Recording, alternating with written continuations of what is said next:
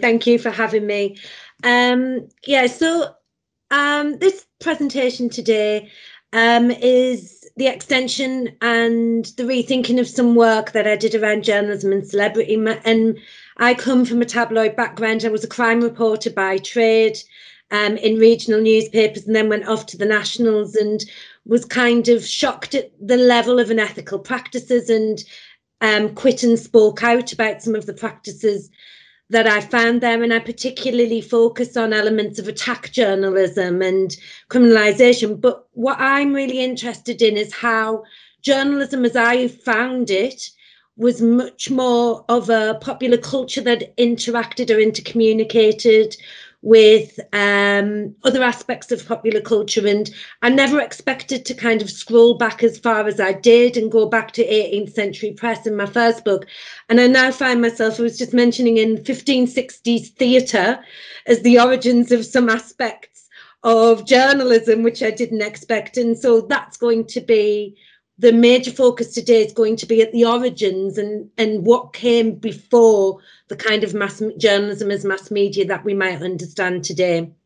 So crime journalism is the longest sustained mass media genre and relies particularly on fixed position taking of right and wrong, narratives of judge, juries and executioners, powerful representations of in-group and outcast, and is intertwined with the systems of law and politics which govern democratic societies. Journalism's reporting of crime is now part of how corporate media industries construct everyday experience to perpetuate social and political order and systems of capital as the hallmarks of Western capitalist democracy. Crime is a ubiquitous feature of popular media across journalism, but also reality television and documentary, film and television drama, video games and music. When combined with other popular discourses, such as literature and the theatre, crime journalism made some events seminal moments of history, which still define popular understanding of moments in time. These are tied into our emotions and lived experiences, offer space to safely explore the darkest parameters of society, reflect back on us our social position and worth, and of course entertain. Complex, often contradictory and fuzzy dimensions of what crime journalism is and why it is in front of us in the first place are unspoken force in how it is produced, received and shared. And I'll be talking today about how relationships between journalism, dramatisation and discourses of fame shaped what I call the carnivalesque crime conversation at its very earliest origins. And this paper looks to aspects of this relationship as underpinning factors in ritual of infamy and notoriety, and that these help to make public visibility. It made journalism and other areas of popular culture what they are today. This is new work. This is the first time I've presented anything of this book yet. And so I'm starting at the beginning of it with really you guys today.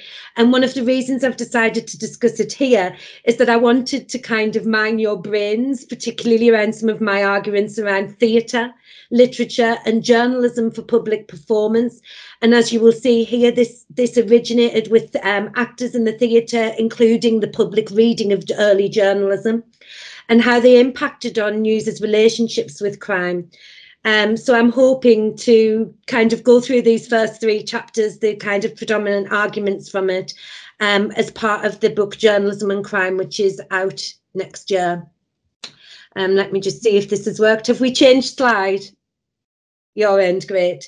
So this is essentially, could be argued as a companion text, Journalism and Crime, to my book Journalism and Celebrity, which looked to how the two developed together from their origins in the 18th century to the current day, and particularly the relationships with democracy and capitalism as they developed.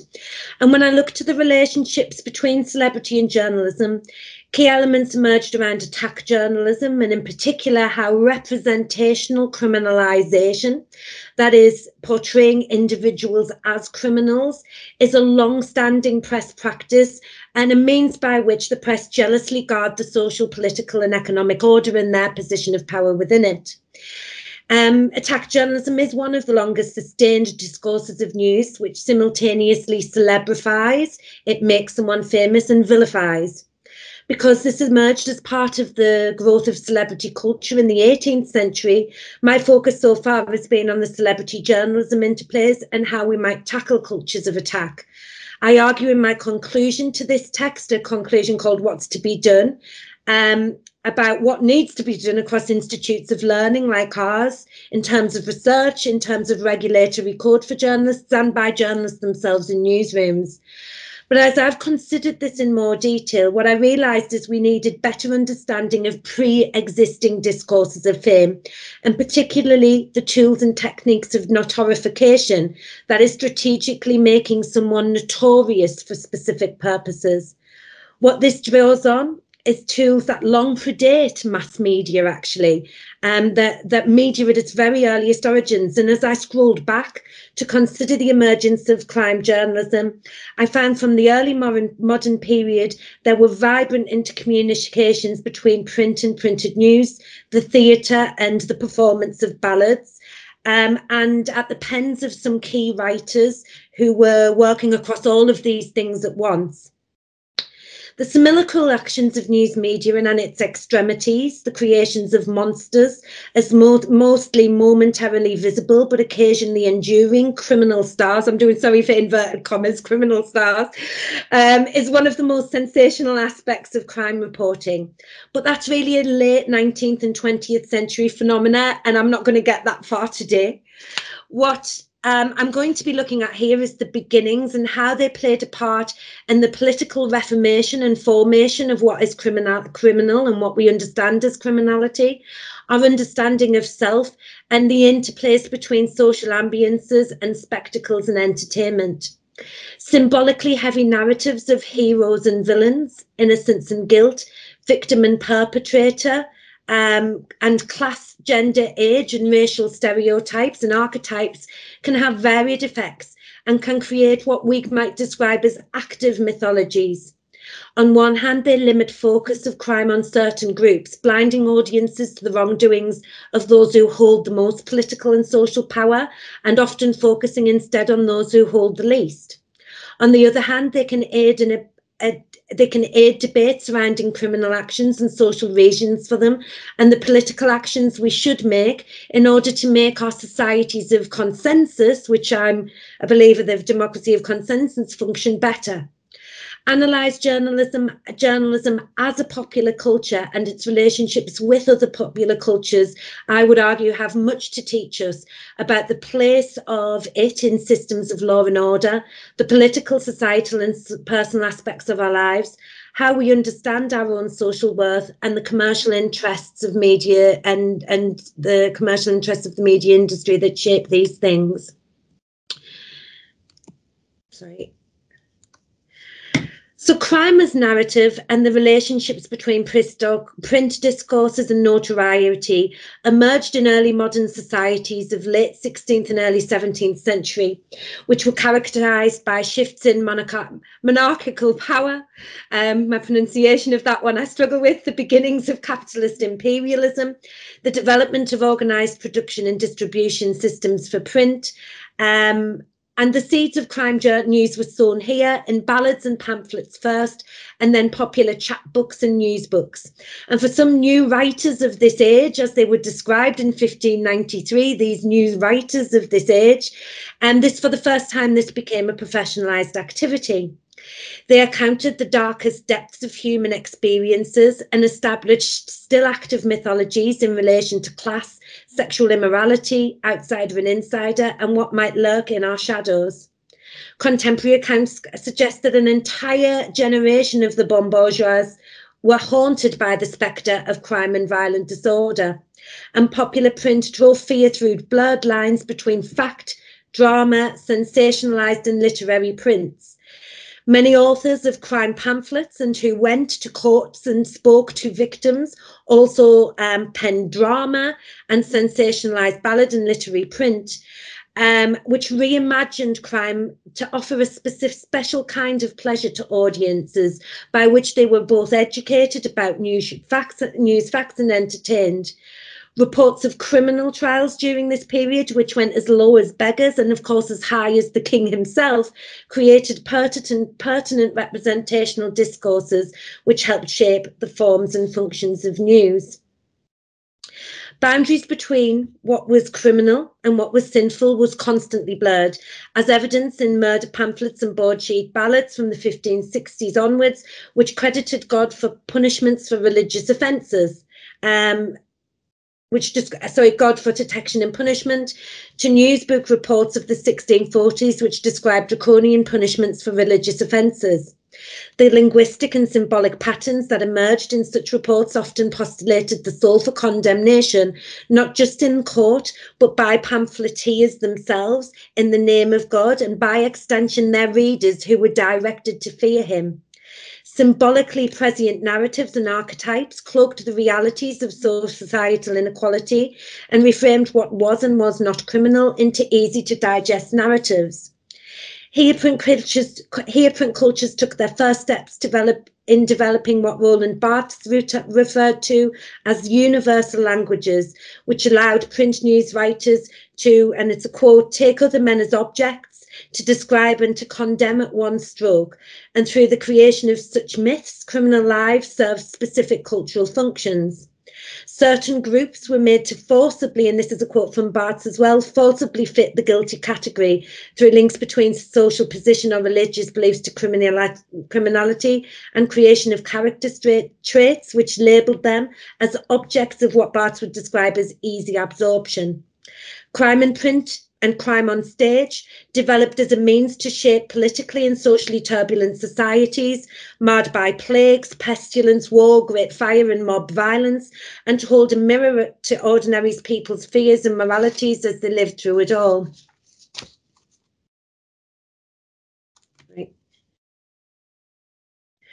Between 1590 and 1640, there established at least 34 printers and 36 booksellers who produced pamphlet accounts of crime in prose, and such small, inexpensive and quick to print work became cheaper and the most common way to convey news events.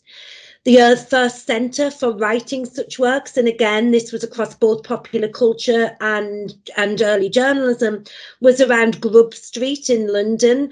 By the 1620s, there are surviving references. My name's Kira, and I need your help with something. Describing the quintessence of, describing in a quote, the quintessence of Grub Street, well distilled through Cripplegate in a contagious map. And this is a map, so you can see it in the centre. In the capital, work was often sold by booksellers of London Bridge, who in adverts advertised locations for the purchase of ballads, pamphlets, and theatre scripts, such as being sold in Knight Rider Street at the sign of the Mermaid. These were picked up by chapmen, sellers of cheap news books, peddlers, hawkers, ballad singers, and news readers, which was a profession, who took these printed materials alongside royal proclamations about what was now criminal and what was not to taverns and marketplaces, to provide an opportunity not just for the literate to read them, but for the illiterate to have them read and explained to them. And I'm really interested in how these early links between what would become journalism later and these public performances shaped the discourse and shaped the shape of news. And I'm making arguments that that's a very overlooked dimension in how journalism developed. So broadsheet ballads were both performative and had their own literary style, which often focused on topical compositions across a number of different areas, ranging from religion, politics, identity, the family, the region and the nation, marriage, courtship and sexuality. But I focus, of course, on them were the first means by which people heard of incidents of crime in the country, but often quite long after the event and in a literary and performative form. For the handful that shaped vibrant linguistic and artistic cultures of early modern literature itself, rather than what would become news, there were many more that were sensationally and poorly produced. And Victorian historian Francis James Child described them as wading through veritable dunghills, in which only after a great deal of sickening grubbing one finds a moderate jewel, hinting towards the place of Grub Street itself in the creation of that. And by omission of the ones that he did include in his works, he certainly categorized crime ballads in the sickening dunghill category. Production was governed as much by form as by fact, with stories forced to fit verses and dramatic narrative terms. And crime pamphlets were more factual, of course, than ballads, but they were also considered by many literary scholars, particularly, as small, insignificant, ephemeral, disposable, untrustworthy, unruly, noisy, deceitful, poorly printed, addictive, and just a waste of time. But what they might lack for in artistic merit for literature studies, they make up for in political influence. Royal proclamations and court records indicate that they influenced decisions of law and order through shaping public opinion on what constituted crime and how it should be prevented, detected, and punished. Oh, sorry, some ballads. I forgot to show you this one. I'm moving on. Lincoln Fowler emphasises that active mythologies emerged, which began processes of a celebrity of crimes, and certainly the linguistic patterns of notoriety that emerged here set enduring trends that shaped relationships between journalism and celebrity cultures, which emerged proper in the 18th century. For example, The Life and Death, a surviving 20-page pamphlet, The Life and Death of Griffin Flood, Informer, whose cunning courses, churlish manners and troublesome informations molested a number of plain-dealing people in the city of London, included descriptions of his appearance, his personal relationships, alongside eyewitness accounts of his crimes, details of his trial and imprisonment, while awaiting pressing in Newgate Jail. Flood's tale was epic, and with many different voices informed its production, ranging from a tavern keeper he attacked, who requested in the author notes that he asked him to omit his name, to members of the political and social elites who discussed the story in order to argue for greater legal punishments for some of the crimes he discussed. In Intelligence and Metadrama in Early Modern Theatre, Bill Angus describes how the Flood ballad influenced the subplot of The Informer in Job Webster and William Riley's Cure for a Cuckold, and what emerges from here, as I say, is an overlooked influence of how real-life dramatisation in ballads and the pamphlets that surrounded it, and the theatre and the linguistic discourses that emerged across these things both influenced and were influenced by the beginnings of crime news in ways that create thematic and linguistic links that I'm going to argue in the course of the whole book that still exist to this day. My focus is on the influences on newsprint cultures particularly, but also how do they intersect and communicate with other areas of popular culture, including fiction. And what I argue is that those who look to recent examples of this and often condemn sort of popular culture elements of crime reporting as something that removes journalism from its ideological functions in democracy, overlook the fact that they were there first, and that what we might consider the ideological function of journalism might have never existed in reality in a way their arguments presume. Most importantly, they miss cultural and political reasons for why we have the journalism or indeed crime dramatisation and other things that we have, and that this cannot be separated from one another. So when we think about the language of bawdiness and violence or bloodiness, these all emerge at this time, and the lines between fact, fiction, what is fact, drama and fiction, dramatisation and fiction are continuously blurred. This offers opportunities for methodologies that I'll touch on towards the end. George Raymond highlights the most prolific, what were called rogue pamphleteers of the 1590s and early 1600s, playwright Robert Greene and Thomas Secker, both adopted representational linguistic techniques of the theatre and what they were using there, but also started news gathering in a traditional sense in order to what they described as corny catch criminals. Greene was responsible for a wave of ever more sensational and outlandish crime corny catcher pamphlets, and even adopted the image of a corny rabbit as his trademark, corny meaning as a trickster, that's what it refers to, which you see in playbills as well as in his factual pamphlets. Raymond argues that rogue pamphlets evidence to publish the potential commercial benefits of speaking to broad audiences in lively prose, and narrative accounts of news gatherers journalists as a kind of wandering hero who expose criminal society. And there is another element which underpinned both, which is how this genre used and extended narratives of notoriety, which were key to both commercial success and political influence. And these were influential. The law changed because of these pamphlets.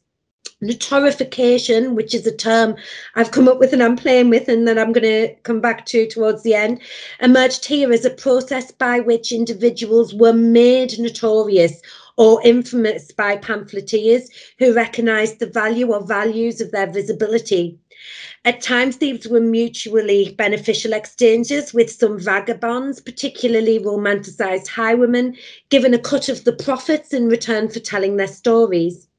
So notorification, like its 18th century descendant, celebrification, comprised changes at an individual level, the process by which ordinary people for the first time were made famous.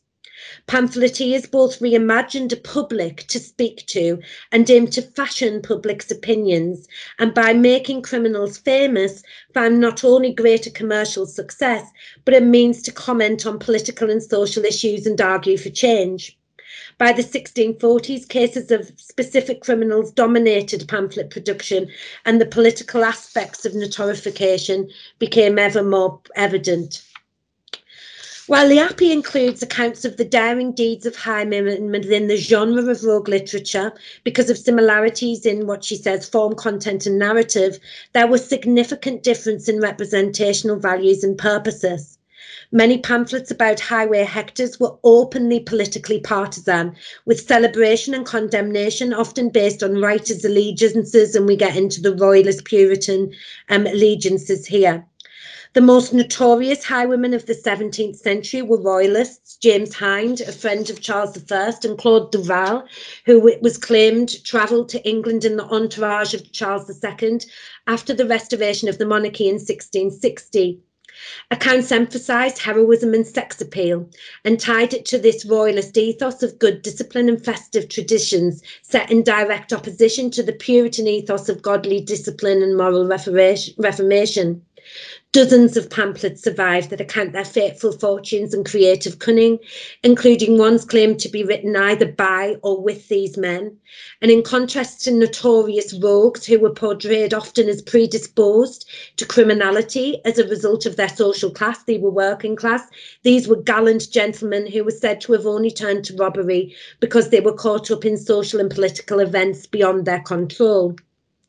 James Hind became legendary after accounts of audacious deeds which were mythologized even before his capture, including the robbery of a rich parliamentarian whom he dined with undetected afterwards, and of the president of the court who tried Charles I.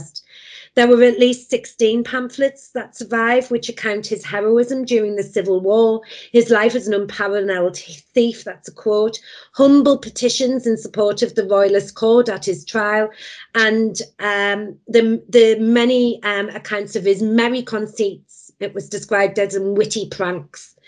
The self-penned, the declaration of Captain James Hind was deliberately myth-making and made links between notoriety, honour and the royalist cause. By contrast, parliamentarian pamphleteers cast Hind as a villain as part of a wide-ranging anti-royalist propaganda campaign, which included accounts of the bloody actions of cavaliers, including the horrid murder of a heavily pregnant woman and unparalleled murders created by captains in the King's Army and so on. There was many of this. And these pamphlets were part of what Bernard Capp described as a culture war of contestation, condemnation and celebration, by which parliamentarians looked to strategically criminalise monarchists and their royalist contemporaries fought to rehabilitate them. Politicisation, therefore, created active and prescient mythologies, whereby print dressed up reality, as Barthes would say, as part of political processes which destabilised, even criminalised, the traditions of monarchy and its popish tendencies. Hind, as hero or villain, offered opportunities for media representation and fame making, by which we had the first kind of an embodied example of a political point during a turbulent time. Claude Duval was not directly involved in the royalist cause in the same way, but was described as a royalist in many romanticised accounts of his life. Here was created much of the enduring mythology of the dandy highwayman as charming, chivalrous and dangerously sexy. He quickly became these are direct quotes from the time, he quickly became so famous and was a dapper fellow with fine black eyes, known for his gallantry and his valour, wit and eloquence that justified the great kindness the ladies had for him. His fame should not be underestimated, with some of his escapades reappearing in art and literature until well into the 19th century, such as the report that he danced with the wife of a man he robbed by the roadside, memorialised in the picture you can see here, which is William Powell Frith's painting Claude Duval from 1860. The 21-page pamphlet, The Memoirs of Monsieur Duval, included a history of his life and death. This is a quote whereto are annexed his last speech and epitaph, and were declared as the definitive account. Others were described as quoted as defamatory and malicious, particularly one from a Puritan publisher who claimed Duval was actually the Bishopsgate-born son of a cook. Pope also criticised Duval's many female admirers from the London gentry and aristocracy, who visited him in his cell and publicly campaigned for a stay of execution and a pardon. He dismissed such doting on strangers, and that was a quote, and as another quote, degenerate French disease, offering one of the earliest critiques of fandom. In response, pamphleteer Elizabeth Kellier, one of the first big female pamphleteers, penned the scathing The Lady's Answer to that busybody who wrote Life and Death of Duval, and charged, I to thy cost would soon rather defend their fame, the ladies and the criminals, than yours. Through rituals of fame making, a man from at least humble beginnings, whether it was in France or whether it was in the UK, became not just notorious, but a romantic symbol of a way of being that completely contrasted puritanical worldview. And representational culture wars from this time shaped early modern print through active mythologies that provided really important building blocks, I argue, for print's usefulness in society and political and societal control. Okay. I'm having a... Sorry, it's not, my slide isn't moving. Let me try this. There we go. In the 18th century, of course, an abundance of newspapers, pamphlets, biographies and novels hit the counters of print shops, which accounted deeds of criminals, potential causes for them and their arrest, trials and life behind bars. The urban heart of London became the epicentre for early journalism, and this first mass media shaped and reflected ideals of capitalism, democracy in the newly established nation of Great Britain.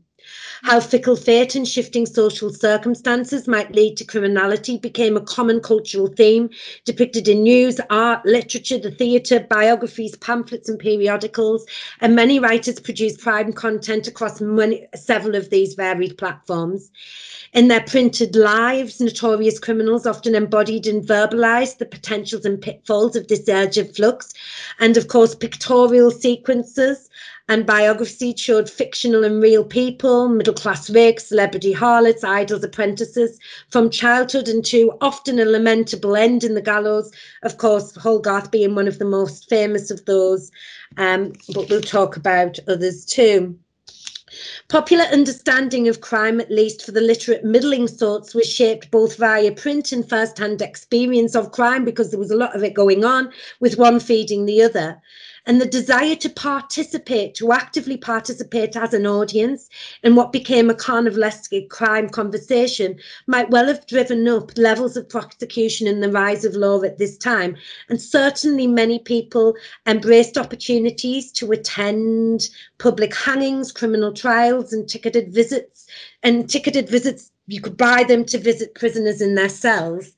They could read about them too after the event in Crime News, which expanded and was reconstructed by writers and publishers.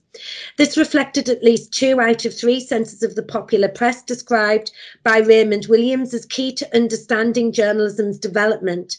Crime news and pamphlets often reflected what Raymond would describe as an intermediate sense of the popular, a skillful and vigorous combination of generalised political attitudes with established popular reading material. And news constantly displayed functional aspects of systems of criminal justice. As part of the many socio-political and cultural revolutions that they lived through, some writers also used crime news and biography in a radical sense to highlight inequalities and exploitations and to argue for systematic change for the people.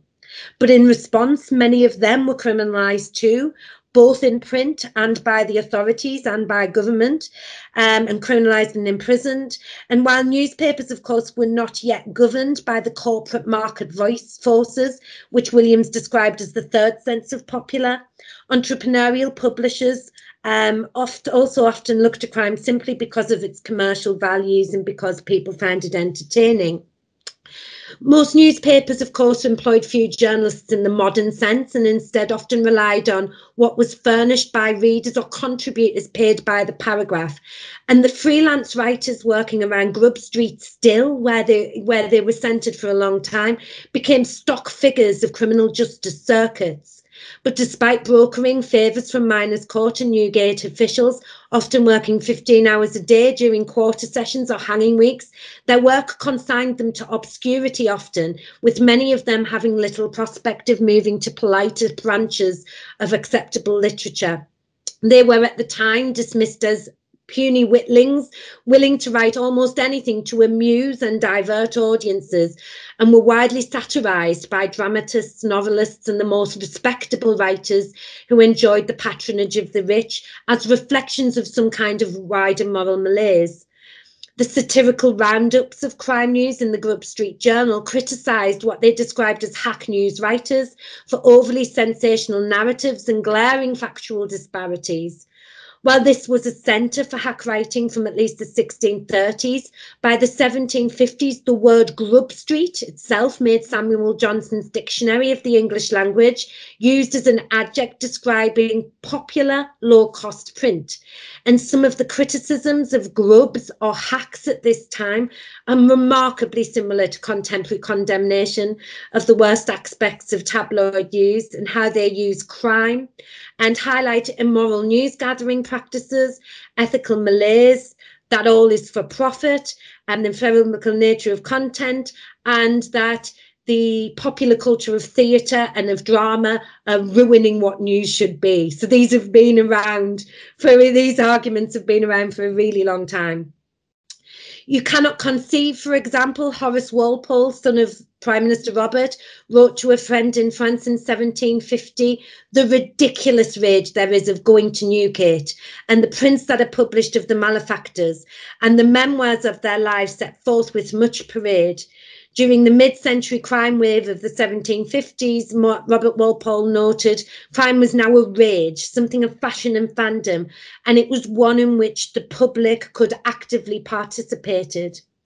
What it was now, crime and celebrity cultures were both multimedia phenomena, depicted not just in print, but in the arts, at the theatre, and with the potential for direct interaction with the famous in the flesh. Both could be seen, celebrities and criminals, in person at the theatre or at trials at the Old Bailey where you could queue to be an audience, via promenading in pleasure gardens or through speaking directly to inmates in Newgate jail.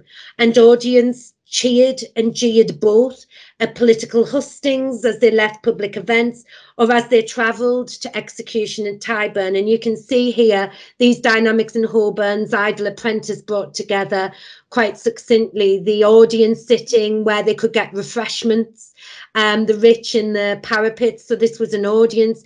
Right in the centre, the news hawker holding her baby, reading out and shouting of the words, and the kind of like the active participation of it all.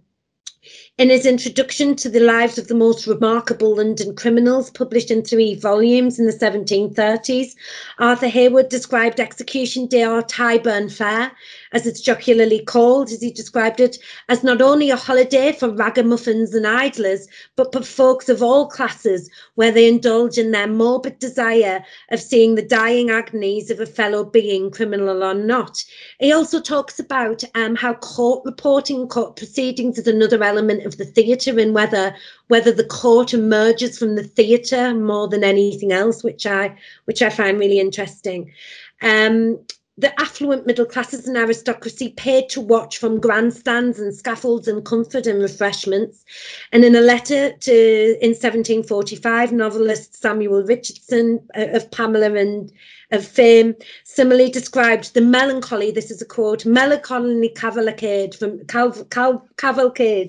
Newgate to the fateful tree, how he shrunk from the noise of the officers and the mob, and the silly curiosity of the people climbing in the cart to make leave of the prisoners, who drowned out the sermons and solemnities. The condemned drank wine and swore and laughed and wished their wicked companions bad luck, much to the delight of crowds, who cheered, booed and bewailed as if at a pantomime. There is something of the theatre in the grotesque display of human suffering that Richardson described, and Leamington may argue that as formally instructed exchanges, court proceedings and public executions were like theatrical performances, with patterns that offered participants, including criminals, different types of personal advantage. Some played to and were paid by the gallery of hack writers, and many were well aware of the types of sentiments and behaviours that made good copy and were happy to perform to these rules and rituals. Others refused to do so because they had not, and this was a quote from a condemned prisoner at the time, had not a mind to be the sport and ridicule of vain idle fellows in coffee houses who only laugh at unfortunate dying men. Newspaper adverts for criminal biographies and theatrical productions were similar too. Here we go. Such as the sorry, I'm just lost my page. Was similar to, with individualized morality tales, balancing entertainments of vice and innocent diversions, with the lessons to be learned from people's lives, and at its extremity, the risks of the highway to the gallows. On stage, the horrors of Tyburn were created in dramatisations of real-life criminals, such as the hugely popular The London Merchant or The History of George Barnwell, and adverts in newspapers mimicked those for pamphlet biographies. This wasn't a new story in that it was new. An excellent ballad of George Barnwell had been published to be sung to the tune of The Merchant, many years before, and it told essentially the story of an apprentice who killed his uncle at the request of a prostitute. This inspired George Lillico's 5-act tragedy, although after the first run, on the demands of his backers, Lillo was asked to remove the gallows scene because audiences shirked at the barbarity for entertainment. And there is, of course, some irony in the fact that less than 2 miles away, public executions remained popular. In turn, the play's popularity inspired a new generation of crime biographers who, in pamphlets such as Youth's Warning or The Tragical History of George Barnwell, who was outdone by a strumpet, repurposed it into a contemporary morality tale. Therefore, in negotiation with readers' lives and emotions, writers and artists and playwrights and literature writers developed consistent and purposeful patterns which brought aspects of notorification together with emerging processes of celebrification. And as a result, there developed powerful interplays between crime, journalism, celebrity and fiction. Many criminal biographies, like those about other types of celebrity, because celebrity biographies were popular too, emphasise that the world naturally inquires about persons that in any manner, this is a quote, have been rendered either famous or infamous. Elements of romancing the real shape the performances and circulation of different public figures, and for criminals, reformed fact and fiction as part of a macabre and networked spectacle. Criminal biographies reflected and facilitated a dynamic interchange between patrician and plebeian culture, with some offenders becoming media celebrity personalities, whom Mackenzie described as transcending class lines. Newgate celebrities, like other public figures, including journalists, were even able to capitalise on both the opportunities and anxieties generated by the 18th century, by the burgeoning 18th century public sphere and its new relative social fluidity and ambiguity, and turn their own personal stories to political and commercial ends. Some biographical pamphlets became more like contemporary crime features, with representational and linguistic patterns expanding facts and everyday experiences, although there were many distortions, constructions and obsessions which masqueraded as truth. Pamphlets were often described as highly structured and unequivocal, and sometimes fractured, etiolated, absurd and frankly fictitious, but also part of the public parade and ridiculous rage which helped to mask such unreal qualities. Ward argues that the largely fictionalised and picaresque accounts of individuals that dominated in the 17th century were replaced by avowedly more factual accounts which described crime in the round, and certainly newspapers portrayed it much more broadly and as much more of the actions of thousands of people rather than a few notorious people. But biographical pamphlets, picture prints and participation in crime circuits were popular too, and worked with and within newspapers as part of the carnivalesque crime conversation. This forever shaped the social and political power of journalism, but it drew from something older, something we've talked about already. These were the direct descendants of corny catching, highwaymen and murder pamphlets of the early modern period, and it is therefore here where we find some of the oldest outstanding construction and representational patterns of what became journalism. Remarkable, and they were called remarkable criminals, were usually selected from the many collections that were produced from the 1720s onwards, such as the Newgate Calendar, ordinary accounts based on their visibility on print or on the stage or on other forms of public performance in public songs and ballads. And some became a specific type of celebrity, outlined by Chris Roject in his widely circulated taxonomy as celatoids, a subcategory of attributed celebrity made up of often fleetingly famous and compressed public figures created by media for media. This intersected with the production of entirely literary narratives, which offered pseudo-criminal biographies, and created another subcategory categorised by Roject as silly actors, fictional characters that often embody a social trend, group or time. I'm going to show you an example of that.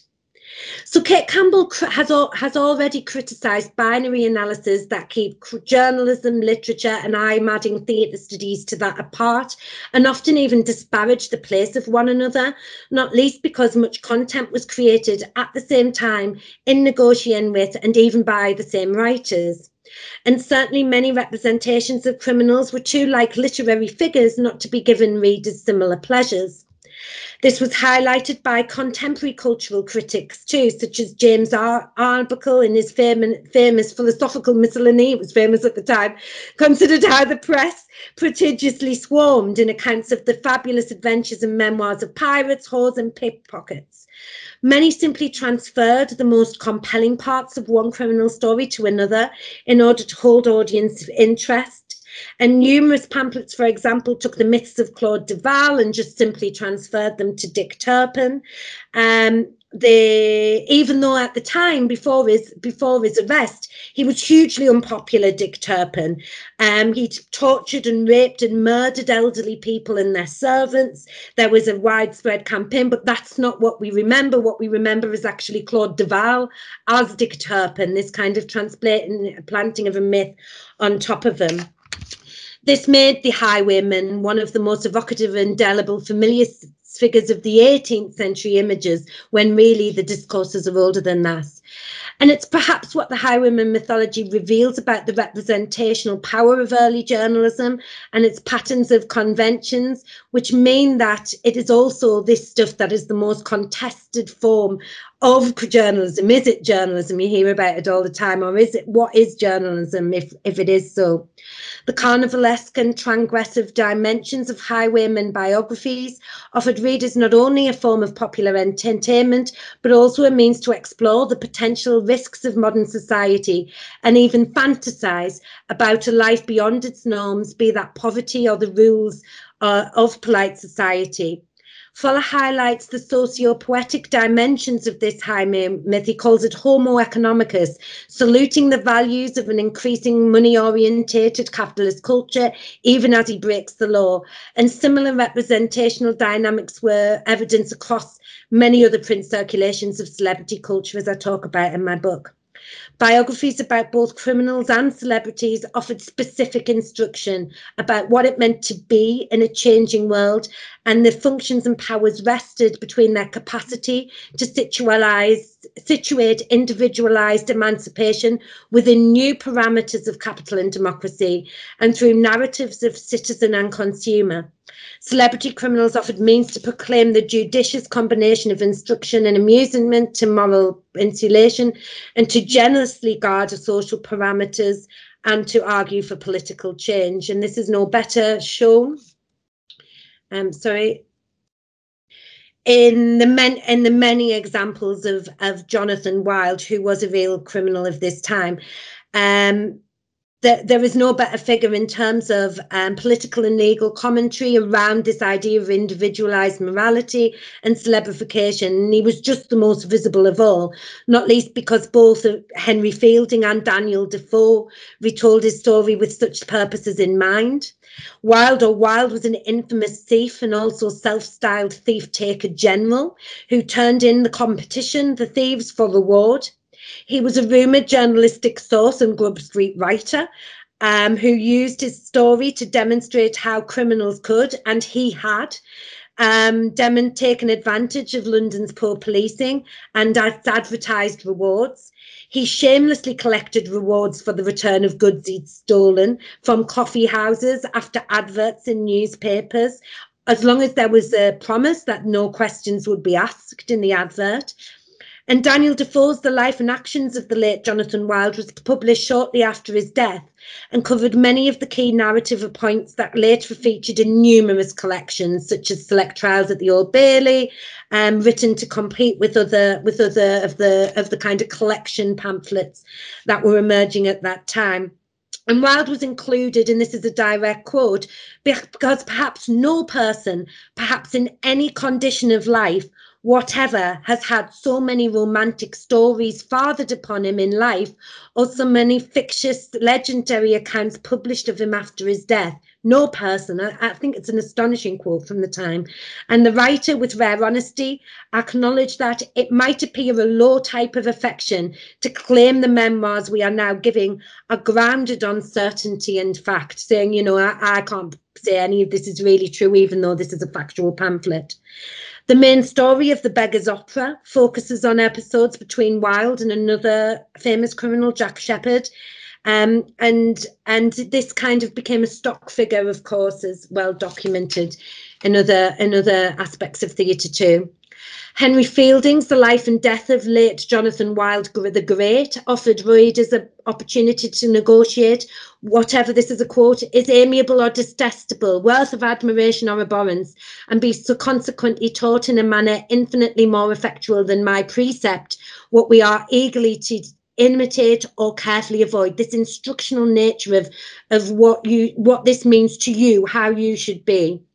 Fielding's Wilde was satire based on fact and brought together narrative structures and constructed patterns of picaresque fiction with factual news from the trial at the Old Bailey, interactions with the ordinary at Newgate, but it was primarily explicitly political, and compared Wilde's double-handedness with that of Robert Walpole. And you see lots of this, that Jonathan Wilde becomes a shorthand for Robert Walpole, the Prime Minister. And written largely in the final year of Walpole's office, but not published until its death. It may well have been a remaking or an inversion of the criminal biography, but it was done so to make real significant political commentary.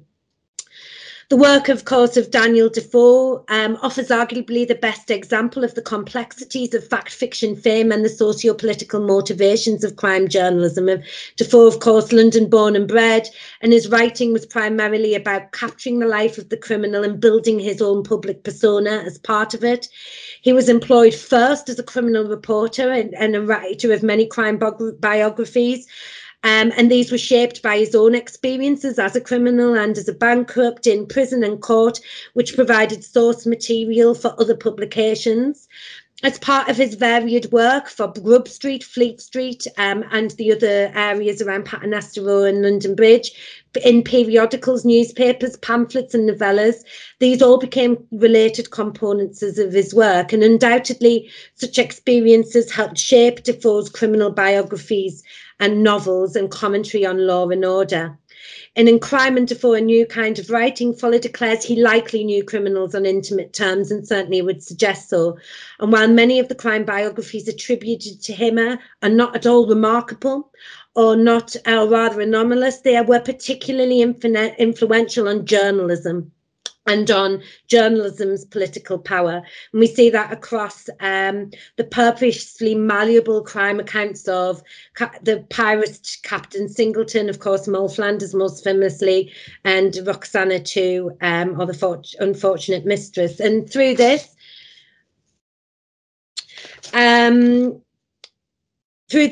he displayed the power of crime's narratives to construct reality.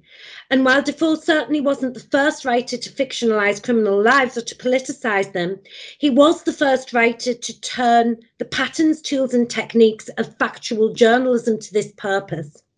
The intercommunications, for example, between real-life seller toys, as I mentioned earlier, compressed media-created celebrities he had written about in crime biographies, and the selly actors, that's just to remind you, fictional characters made celebrities, are no better illustrated in Moll Flanders, one compared to newspaper and pamphlets which accounted aspects of the real life as Sally Salisbury. This is a picture of Sally Salisbury in the 1720s.